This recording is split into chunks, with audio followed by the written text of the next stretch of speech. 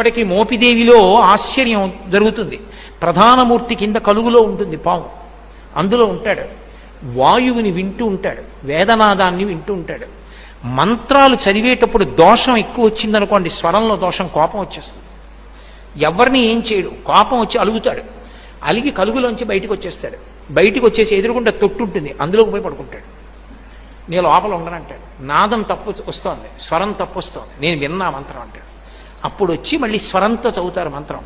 చదివి తప్పు అయిపోయిందయా, క్షమించు, నీ యథాస్థానాన్ని చేరమని అడుగుతారు.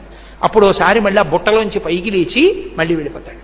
అందరూ చూస్తుండగా జరుగుతుంది మోపిదేవిలో. నేను అబద్ధం చెప్పాను అనుకుంటున్నారేమో.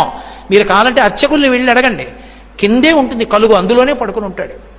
అందరూ చూస్తుండగా బయటకు వస్తాడు. స్వరం తప్పినా, అనాచారం ఎక్కువైపోయినా బయటకు వచ్చేసి అలకపాన్ పెక్కి పడుకుంటాడు.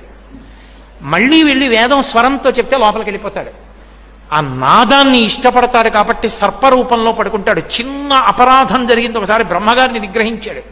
ఆ కారణానికి వచ్చి పుట్టలో పడుకుని ధ్యానం చేశాడు. అగస్త్యుల వారు కనిపెట్టారు. అది మోపిదేవి క్షేత్రం, కృష్ణా జిల్లా.